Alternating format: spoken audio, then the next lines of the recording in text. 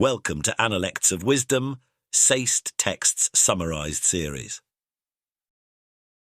where timeless truths unfold to illuminate your spiritual path.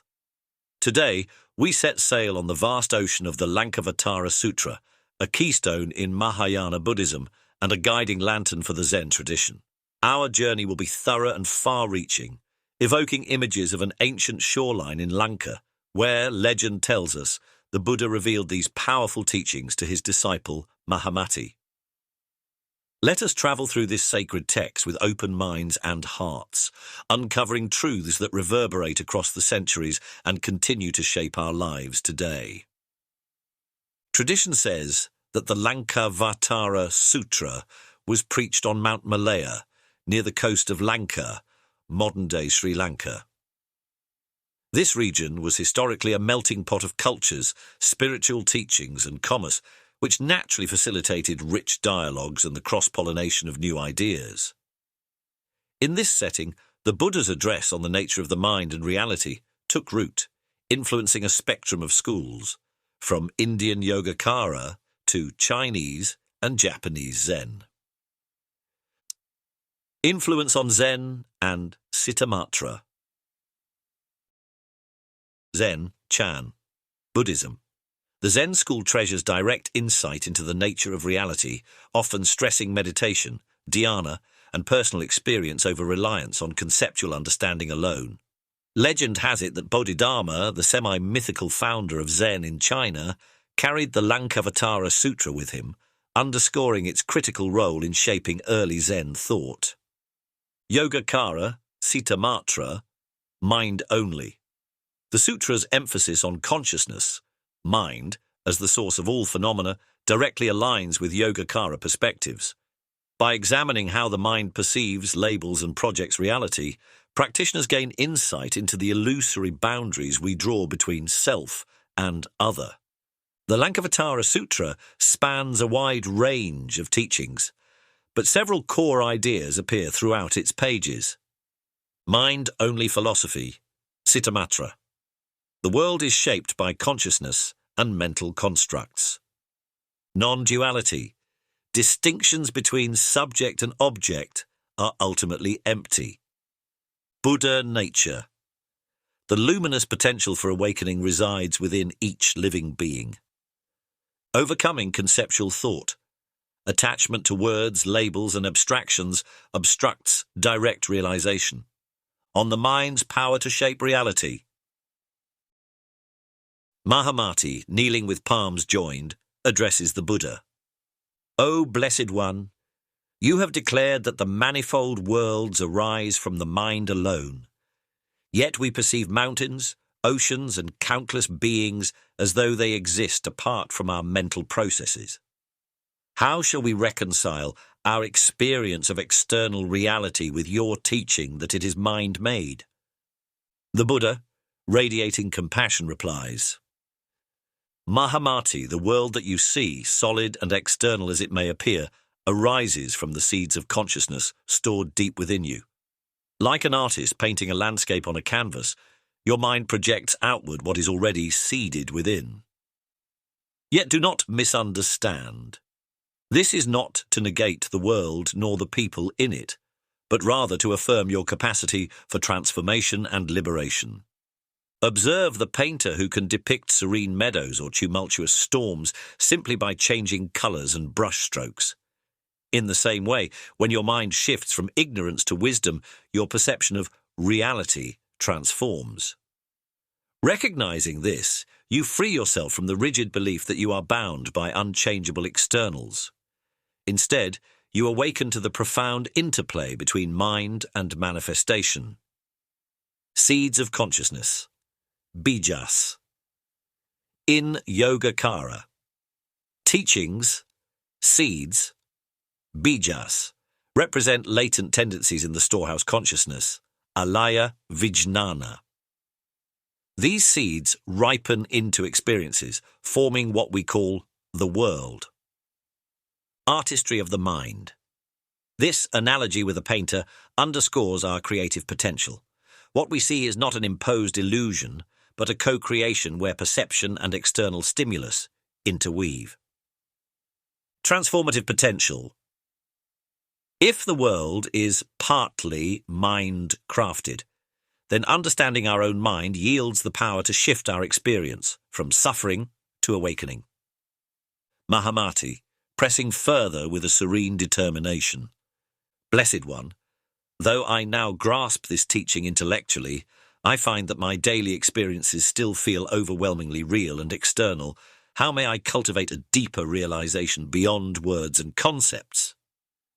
The Buddha offers guidance in a gentle tone. Mahamati, intellectual understanding is a valuable beginning, but it must flow into direct practice. Engage in quiet contemplation. Observe the interplay of your senses and thoughts. In the calm of meditative inquiry, question each perception. Is this object truly separate from my mind, or does it arise interdependently, shaped by my cognition and memory? As you persist, you will sense the gap between your mental projections and the luminous awareness in which they appear. This gap is not a void of nihilism. Rather, it is the opening through which the true nature of reality reveals itself. Merge your intellect with heartfelt practice, and insight will dawn like the rising sun over the ocean, dispelling the darkness of ignorance. Bridging theory and practice. The Buddha's reply highlights the difference between reading about non-duality and experiencing it. Meditative introspection, watching thoughts come and go, allows us to see how the mind weaves the tapestry of perceived reality. Sensing the gap. The gap references that subtle space in mindfulness practice where you notice how a thought or emotion arises before you label it as good or bad. This recognition loosens the grip of habitual patterns. Beyond nihilism. The sutra insists that recognizing the mind-made nature of phenomena does not leave us adrift. Rather, it frees us to respond with clarity, compassion, and wisdom. Mahamati again bows deeply. Lord, there remains the matter of dualistic thinking, good and evil, self and other, existence and non-existence. I see these everywhere, dividing my mind into fragments. How shall I transcend these stubborn dualities? The Buddha's voice resonates with loving firmness. Mahamati, dualities arise from ignorance of the mind's seamless nature. Observe how night is defined in contrast to day, and yet neither can stand without reference to the other. Likewise, you perceive a self only by distinguishing it from what is not self. But when you look closer, the boundaries soften. The wave that appears separate from the ocean is never truly apart from the vast waters. So too, all pairs of opposites dissolve when you see their interdependence. In recognizing this, you rest in non-duality, free from the restless tides of attachment and aversion. Non-duality does not mean uniformity. It means perceiving the unity beneath apparent differences. Relative versus absolute. The Buddha acknowledges that in daily life, dualities function in a relative sense. Day-night, hot-cold. Yet at the ultimate level, these distinctions lack independent self-nature. Interdependence. Yogacara and the Lankavatara Sutra highlight interdependent origination. Nothing exists in isolation. Freedom in non-duality. Seeing beyond dualities cultivates a spaciousness in which compassion and empathy naturally blossom. On language and conceptual traps. Mahamati's eyes alight with new curiosity. O Tathagata, if all distinctions are provisional, then what of the words and concepts we use to communicate the Dharma?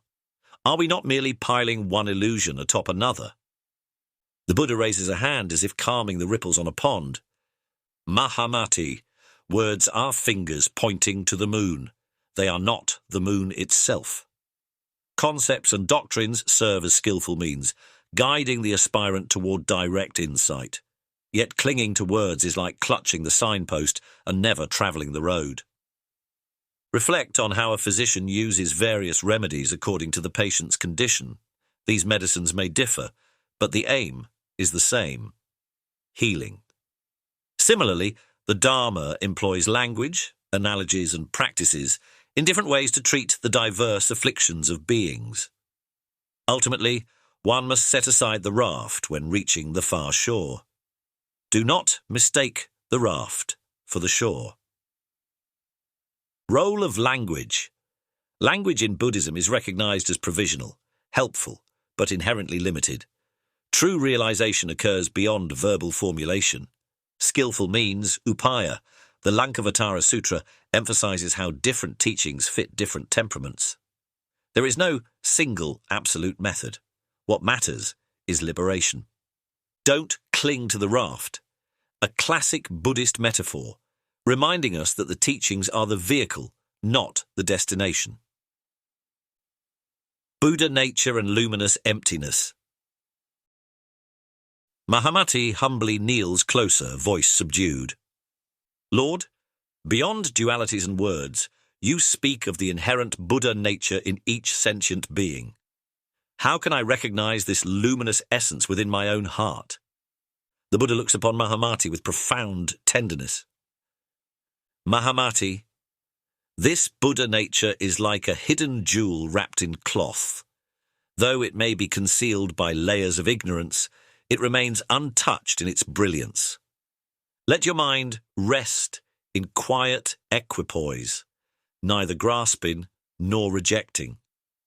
As your conceptual thinking subsides, you will sense a natural clarity, an unconditioned awareness that illuminates all experiences without being stained by them. This is your true inheritance, the radiant emptiness that pervades everything. Regard it well, for in tasting this luminous nature, you will know that the journey to awakening is not about acquiring something new, but about unveiling what has always been. Buddha nature. Tathagatagarbha. A central Mahayana concept, indicating that every being carries the seed of awakening. Hidden jewel. This metaphor appears frequently in Mahayana texts, illustrating how ignorance veils innate wisdom. Direct recognition. Through meditative insight, the practitioner perceives this pure awareness, gradually letting go of mental obscurations. From theory to living experience. The Lankavatara Sutra is not a purely philosophical treatise. It is a living text encouraging personal transformation. While it delves into nuanced doctrinal matters like the 8 consciousnesses, including the storehouse consciousness, its ultimate aim is to spark a direct realization of reality's true nature. Challenge to the ego. By dismantling the notion of a permanent self and external reality, the sutra confronts our habitual clinging. This is not to undermine our sense of identity, but to encourage fluidity and compassion grounded in interdependent wisdom. Syncretic echoes. The sutra's ideas reverberate through other Mahayana classics like the Heart Sutra, form is emptiness, emptiness is form, and the Diamond Sutra, all conditioned phenomena are like a dream, an illusion. Reading the Lankavatara Sutra alongside these texts enriches one's understanding of Mahayana thought. In daily life, pause to notice how a seemingly external event triggers thoughts, emotions, and stories in your mind. For instance, when stuck in traffic, examine whether the stress arises from the cars themselves or from your impatience, judgments, and internal commentary. Cultivate the recognition that experience is deeply shaped by mental processes. Reframing conflict. During disagreements, imagine how the other person's words might be rooted in their own mental seeds, past experiences, fears, or unmet needs. This doesn't excuse harmful behavior, but it can soften the reactive stance and open space for empathy. Ask yourself, what story am I telling myself about this situation, and is that story necessarily the truth? Cultivating non-dual awareness. Sit quietly and label your sensory experiences. Sound, thought, pressure, heat. Then drop the labels and simply observe the flux of sensations. Notice how quickly the mind tries to categorize. Witness how clinging to dualities like pleasant, unpleasant intensifies suffering. Seeing beyond them fosters equanimity. Gently ask yourself, what is aware of my thoughts, feelings, and perceptions? Let the inquiry guide you toward the quiet, luminous presence that is aware yet untouched. I return to this question whenever you feel overwhelmed. It reconnects you to the space of awareness that underlies temporary storms of emotion. In the broader scope of the Lankavatara Sutra, the Buddha interacts with not only Mahamati, but also various bodhisattvas who appear to clarify subtle points. Below are a few more sample excerpts to offer a window into these broader dialogues. Excerpt: On the Storehouse Consciousness, Alaya Vijnana. A bodhisattva named Subhuti arises and speaks. Blessed One, you describe the Alaya Vijnana as a great ocean holding the seeds of all experiences. Yet how does one truly see into this ocean and purify it of karmic impressions? The Buddha responds. Subhuti, the Alaya Vijnana, is neither to be clung to as a permanent self nor dismissed as mere emptiness. Like the ocean, it contains myriad currents, yet remains one body of water. Through deep meditation and wisdom, you learn to discern how these karmic currents arise and subside, leaving behind patterns in consciousness. As you cultivate insight, the waves of habitual ignorance calm, revealing the still depths of mind. Indeed, the very waves that once obscured your view become the catalyst for awakening, for they turn you back to investigate the mind's nature. Embrace this ocean with clarity, and it becomes a wellspring of compassion rather than a source of confusion. On compassionate action. Another bodhisattva, Prajnaparamita, addresses the assembly. World-honored one, if all phenomena are mind-made and inherently empty, how shall we cultivate compassion in our everyday lives? The Buddha replies with unwavering certainty.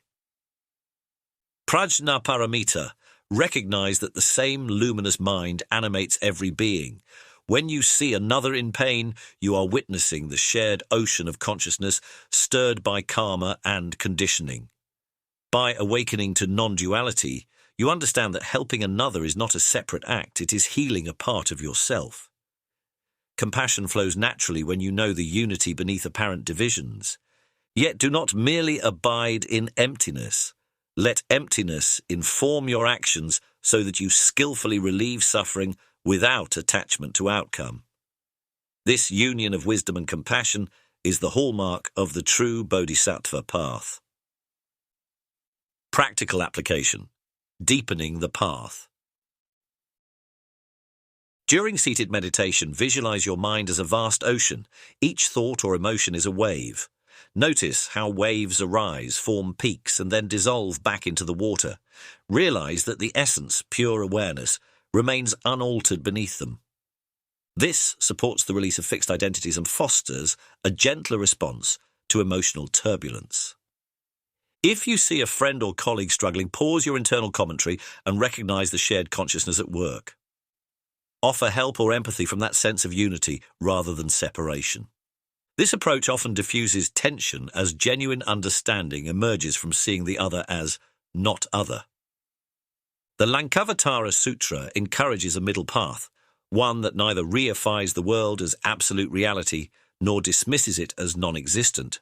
Ask yourself, how can I honor the relative needs of life, like relationships, work, and social justice, while remembering the ultimate emptiness that unites all things? From this balanced perspective, one can engage wholeheartedly without clinging to results, reducing anxiety and burnout.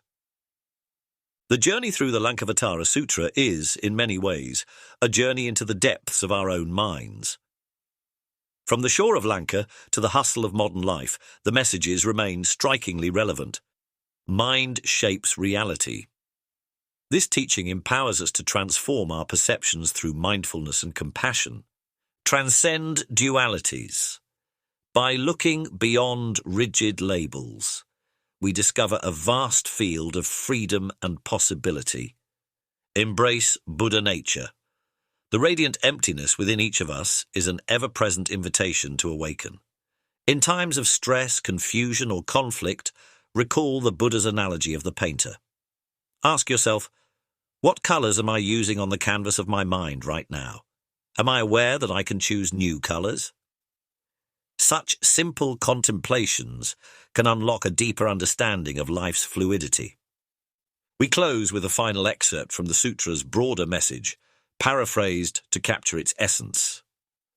When, through right insight and direct experience, you see that all things are projections of mind, you do not fall into nihilism or eternalism. You discover freedom in the seamless nature of existence, and from that freedom, boundless compassion springs forth. This is the path walked by the wise, dispelling the darkness of ignorance with the light of profound understanding. May these expanded dialogues, reflections, and practical insights from the Lankavatara Sutra serve as a beacon on your spiritual path.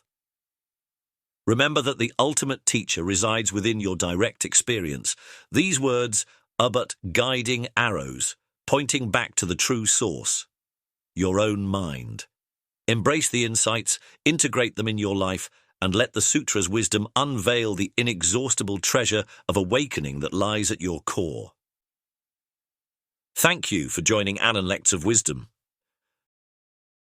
We hope this detailed journey into the Lankavatara Sutra has enriched your understanding. May the transformative power of these teachings illuminate every step you take, fostering clarity, kindness, and inner peace. Continue to explore, reflect, and practice, allowing the sutra's timeless wisdom to unfold within you, guiding you toward the boundless freedom that is your birthright.